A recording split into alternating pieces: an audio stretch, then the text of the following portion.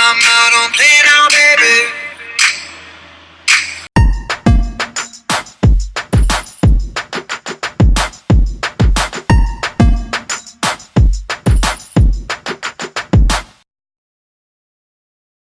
So, we'll go through what you need. So you'll need water, a brush, good idea to have a small one, and also a small detail brush, just saying. Those are all the brushes you need for most designs. You'll also need the colours, so you'll need white. I also recommend a metallic, a colour, and another metallic. Use gold or silver, and you'll also need eyeshadow to give it an extra pop.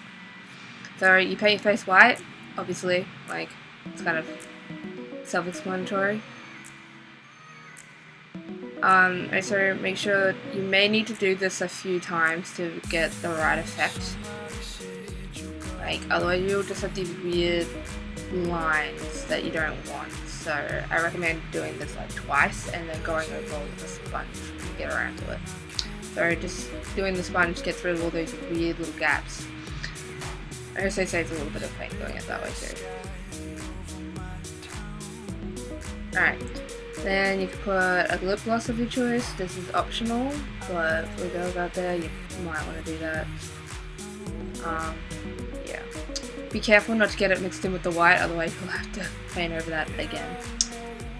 So yeah, which I learned the hard way. Alright, so next you do the black circles. Try and follow your natural baseline. Like, don't just do random circles, like actually follow your eye socket lines, like you can feel it. So the more natural it is, the closer it is to your natural shape, the better it will look. And try and keep it symmetrical on both sides. Alright, so do whatever design you want to do on your nose. Also optional, but I think it looks better if you have something on your nose. It makes it a little bit more obvious that it's a skull, especially if you use a lip color. I personally like going over once the paint's dried. Once the paint's dried, you can go over with a colored eyeshadow. I picked gold for this one. Then you get your colors in, so you add a little bit to the lips as well, and then you go around your eyes, which is very simple. Takes a little bit of time, don't rush it too much. So yeah.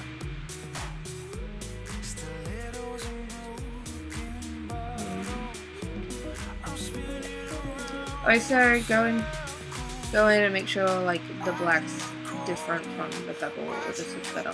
Then I added like little dots in between, which just made it pop so much more and made it look so much better than it actually is. And it's such a simple thing to do, but it makes it look so much better. Then you just do the jawline strokes. To make this easier, just use a sponge, although make sure that you do it when it's dried a little bit, otherwise you'll have the mistake I did where it's like too much black. So then I went over with a little bit of purple and then I used white as well. Also darkening. So yeah, to clean it up it's good to go over with white as well. Also feel free to use like eyeshadow and stuff, just to give it a little bit more of a detailed effect around your temples and also around the jawline. Then you do the sugar skull teeth, which is really quite simple. Yeah, just try not to overthink that though. I also personally chose to use gold as well to highlight that. Just so, because the eyes are so big and so decorative, I wanted to put a bit of gold on my lips as well, just to even it out. Also going in with gold and doing detailing. So you can do a spider web at the top or any of the designs. I was going to do a spider web, but then I chose not to do it. Like I decided to do a pattern instead. It's because it didn't quite work with my like face shape, so I had to go over with white again to fix it. So if you don't like something, you can go over it. It's just a little bit of extra effort, but it's worth it because, you know, if it's whatever you put on your face, you're going to want to like it because everyone's going to see it. So I painted over it and decided to do a pattern design instead with like swirls and teardrops. Yeah. Just because it kind of looked better on me personally. But if you want to do the spiderweb, go for it. It might look better on you than it does me. And that's pretty close to finish. I went back over with eyeshadow again and did some gold patterns, and that's pretty much it. You also can go over with makeup as well to give your eyes a little bit of an extra pop. Everything after this is just optional. So yeah, it's that simple. Thank you for watching.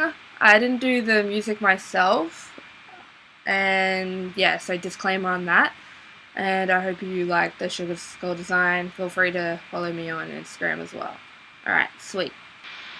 Anyway, thank you for watching, and there's links below to all the music and sketching programs I used and everything. And feel free to subscribe.